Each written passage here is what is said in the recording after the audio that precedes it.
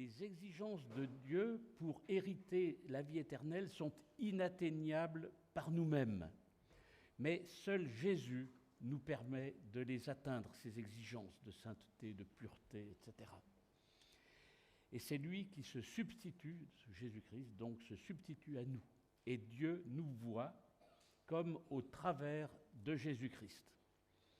Et le troisième point que nous avions vu, c'est que la perspective du retour glorieux de Jésus-Christ, du Seigneur, doit susciter en nous joie et impatience et nous pousser à élever les linteaux de nos portes. Alors que nous avons, nous, tendance à nous focaliser sur nous-mêmes, sur nos problèmes, sur la sécheresse, sur tout ce qui se passe aujourd'hui. Et nous devons nous encourager régulièrement par la lecture de ce psaume 24. C'est ce que le Talmud, dans l'enseignement juif de l'époque, préconisait, la lecture tous les premiers jours de semaine. Il devait lire ce psaume 24.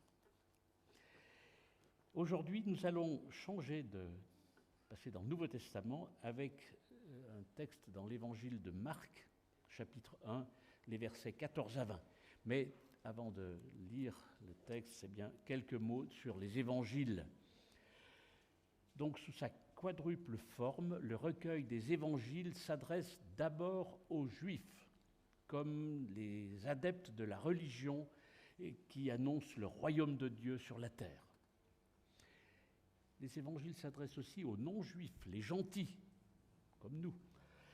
D'une part, les Romains représentant l'autorité et la puissance à l'époque, et d'autre part, aux Grecs, qui étaient des amis de la pensée et de la perfection humaine. Et enfin, les évangiles s'adressent aux croyants de toute race pour approfondir leur vision spirituelle de Jésus-Christ.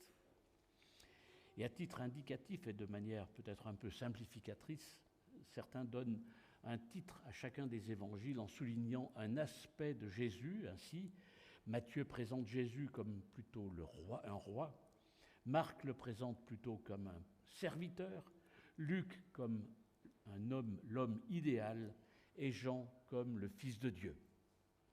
Bref, au début du livre, de l'évangile de Marc, eh bien, en seulement 11 versets, Marc présente d'abord le ministère de Jean-Baptiste, qui est venu préparer la venue de Jésus en prêchant le baptême de repentance pour le pardon des péchés. Jean, ensuite, dans ces 11 versets, on voit que Jean baptise Jésus, l'Esprit descend sur Jésus et une voix, celle de Dieu, se fait entendre, déclarant au sujet de Jésus « Tu es mon Fils, mon bien-aimé, en toi j'ai mis toute mon affection ».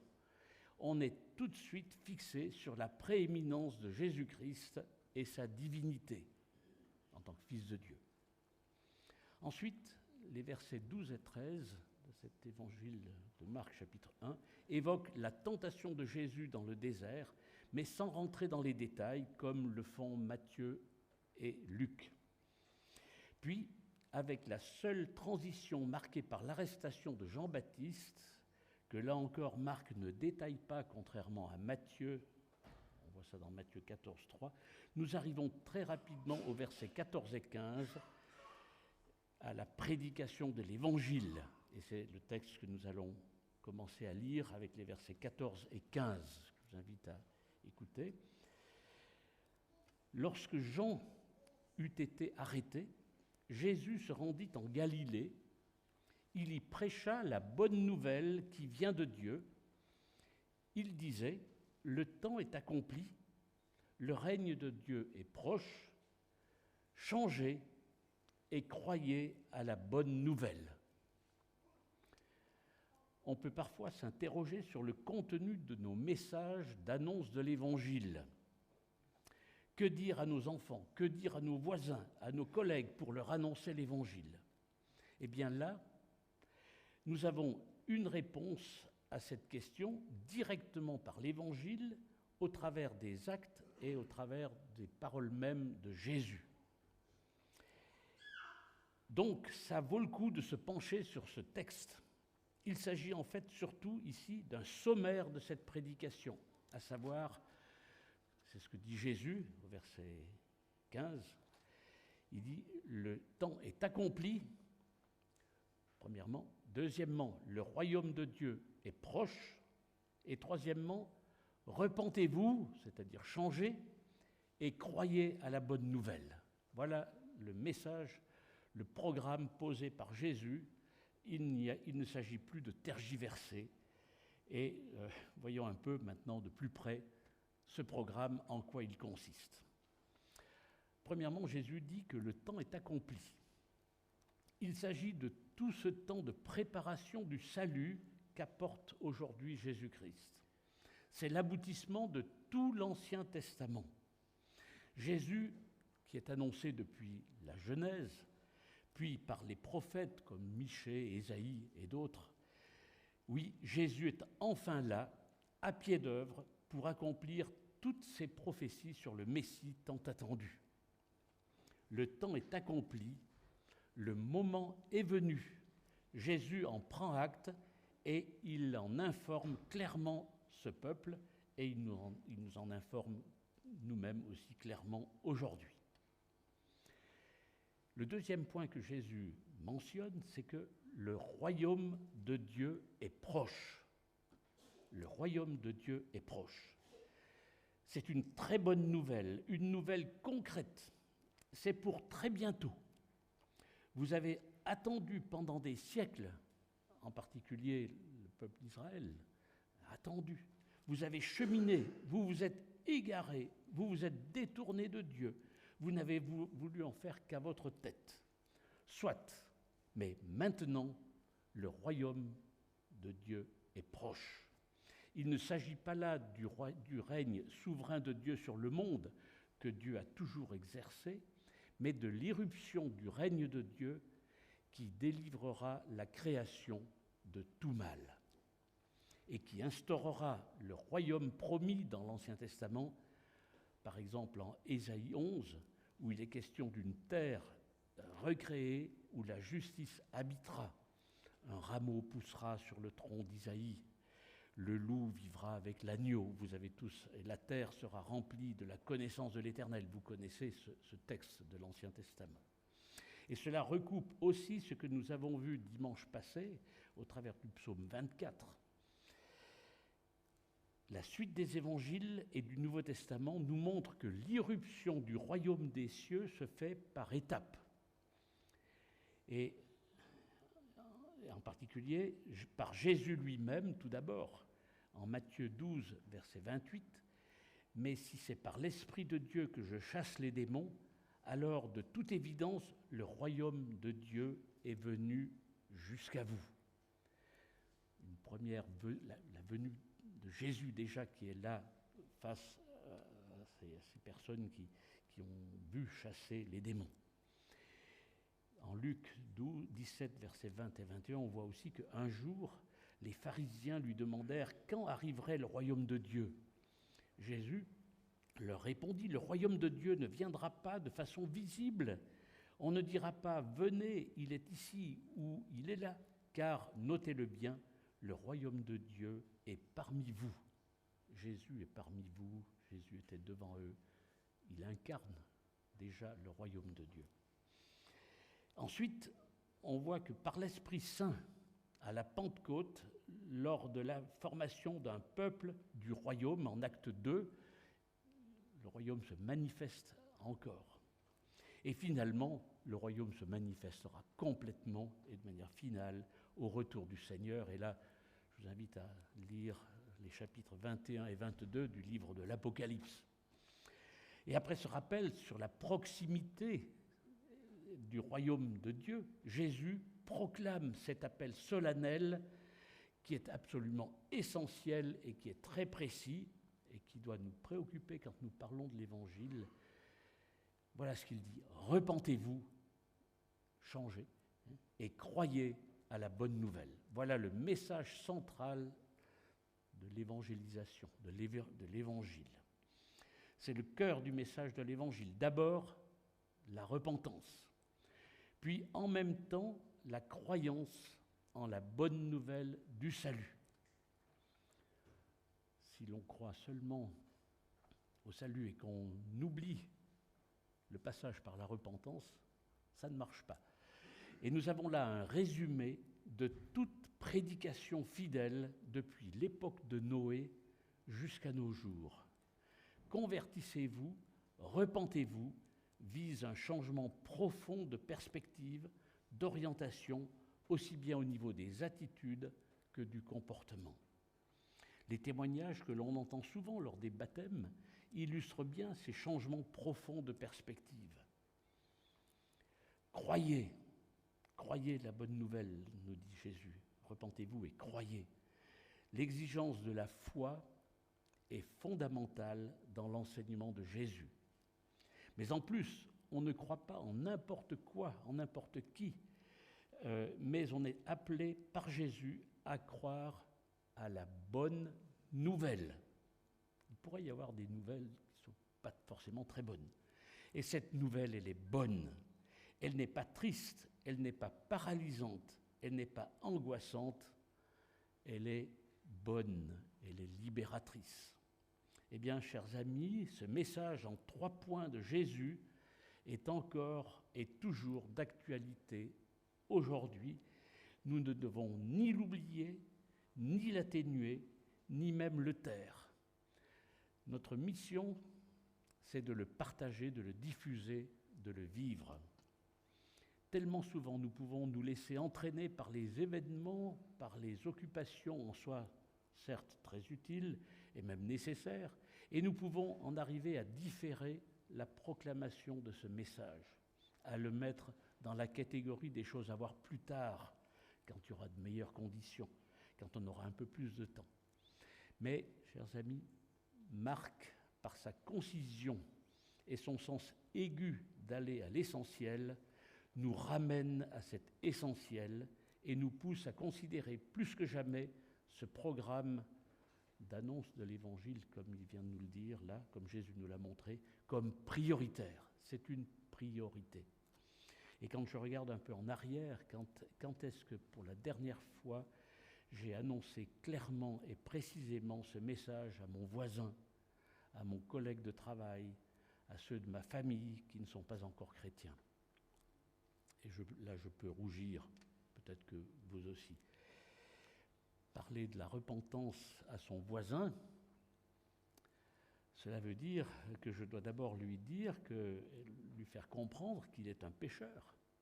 C'est pas facile de dire cela, par exemple, à son supérieur hiérarchique, à son travail, ou à ses parents, si on est un jeune. Notre interlocuteur ne pourra bien comprendre la repentance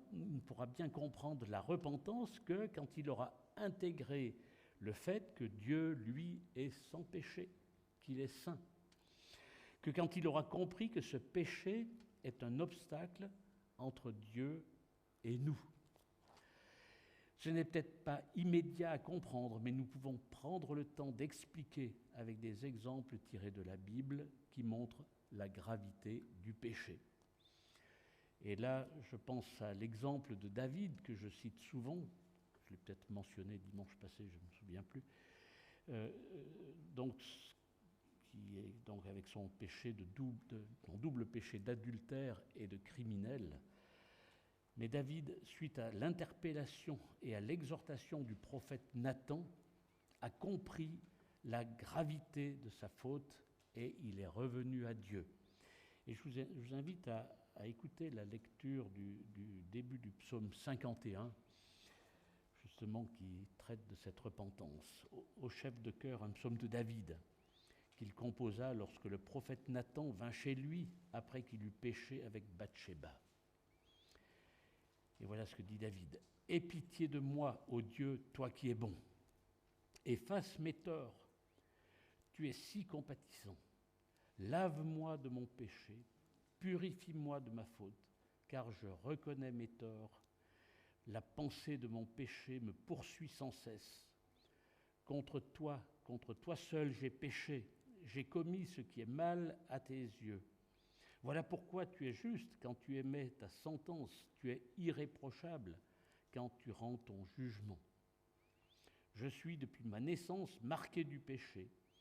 Depuis qu'en ma mère j'ai été conçu, le péché est attaché à moi. Mais tu veux que la droiture demeure au fond de mon être. Tu m'enseignes la sagesse au plus profond de moi-même. Purifie-moi du péché avec un rameau d'hysope et je serai pur. Lave-moi et je serai plus blanc même que la neige. Fais que j'entende à nouveau les cris de la joie et de l'allégresse. Les eaux que tu as broyées se remettront à danser. Ne regarde plus mes fautes. Tous mes torts, efface-les. Ô Dieu, crée en moi un cœur pur. Fais renaître en moi un esprit bien disposé. Ne me renvoie pas loin de ta présence et ne me retire pas l'Esprit Saint qui vient de toi. Rends-moi la joie du salut et affermis-moi par ton esprit généreux. Alors je pourrai montrer à qui est coupable le chemin que tu prescris pour que les pécheurs reviennent à toi. Ô Dieu, toi le Dieu qui me libère, viens me délivrer du poids de mon crime. Alors par mes chants, je proclamerai ton salut. Éternel, ouvre mes lèvres et je te louerai, car tu ne désires pas que je t'offre un sacrifice. Je t'aurais offert des holocaustes, mais tu n'y prends pas plaisir. Le seul sacrifice qui n'écarte pas un cœur brisé et contrit. Je ne connais pas personnellement de texte plus explicite pour caractériser la repentance, pour la décrire de manière pratique. Donc je vous invite à bien digérer ce texte, bien le peser. Et il est inutile d'annoncer l'Évangile si on n'a pas compris ce texte pour soi-même d'abord. Donc après avoir précisé et résumé le contenu de son message, Jésus passe à l'action. Et là, nous allons lire dans l'Évangile de Marc à nouveau les versets suivants, 16 à 20, qui font suite à ce que j'ai lu tout à l'heure. Verset 16. Un jour, comme il longeait le lac de Galilée, il vit Simon et André, son frère. Ils lançaient un filet dans le lac car ils étaient des pêcheurs. Jésus leur dit « Suivez-moi et je ferai de vous des pêcheurs d'hommes. » Ils abandonnèrent aussitôt leur filet et le suivirent. Poursuivant son chemin, il vit un peu plus loin Jacques, fils de Zébédée, et Jean, son frère. Eux aussi étaient dans leur barque et réparaient les filets. Aussitôt, il les appela. Ils laissèrent Zébédée leur père dans la barque avec ses ouvriers et ils suivirent Jésus. Jésus, au travers de l'appel de 4 de ses disciples, montre qu'il a l'autorité et le pouvoir de nous dire ce que nous devons faire. Jésus a le pouvoir et l'autorité de nous dire ce que nous devons faire. Il a l'autorité pour nous donner des ordres et des directives. Nous n'aimons pas que les gens nous donnent des ordres et qu'ils nous disent ce que nous devons faire. Je ne sais pas si c'est votre cas, mais moi je n'aime pas trop recevoir des ordres, comme ça. Voilà. Nous préférons choisir nous-mêmes comment nous voulons vivre. Mais le vrai chrétien est quelqu'un qui fait ce que Jésus lui dit de faire, comme ces 4 pêcheurs de poissons. Et faisons un peu jouer notre imagination. Tu vois quelqu'un qui travaille, il a un bon travail. Ce travail lui plaît, lui permet de s'occuper de sa famille, d'avoir un logement, etc. Mais tu lui dis qu'il doit quitter son travail pour te suivre, sans contrat de travail, sans être payé. Quelle sera sa réaction? Il te prendra pour un fou. Il te dira de le laisser tranquille. Mais lorsque Jésus dit « Suis-moi », que se passe-t-il? En fait, Jésus ne fait pas que d'appeler à le suivre, il leur promet aussi une mission, une formation et un contrat. Il leur dit « Suivez-moi et je ferai de vous des pêcheurs d'hommes. »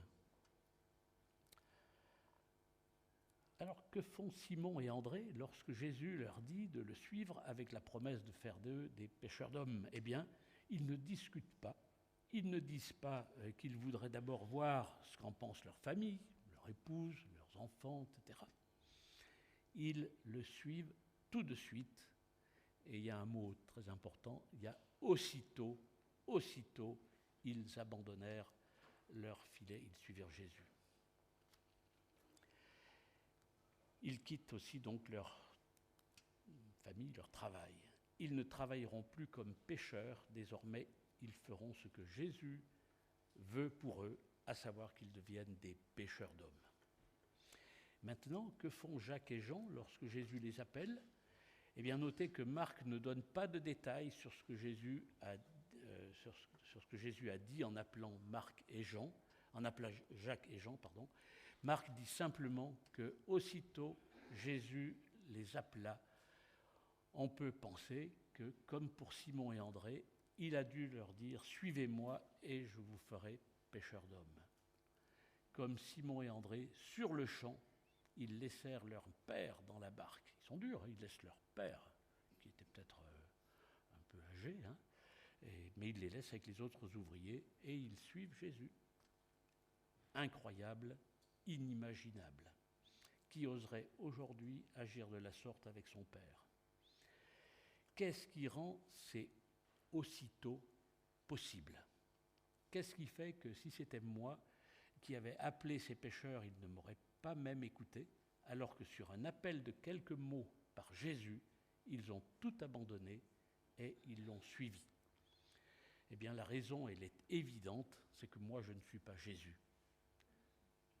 Donc, je peux vous appeler, bon, vous pourrez peut-être venir faire une promenade avec moi, mais si je vous dis de venir travailler dans tel et tel domaine, comme ça, sans plus d'explication, vous allez m'envoyer promener. Donc, ce qui fait la différence, c'est la nature et la personnalité de celui qui lance cet appel. C'est cela qui fait toute la différence. Et Jésus, il a le pouvoir et l'autorité de donner des ordres. Et lorsque nous lisons la Bible, Jésus a le pouvoir et l'autorité de nous dire ce que nous devons faire. Jésus nous dit de mettre le péché derrière nous, autrement dit de nous repentir.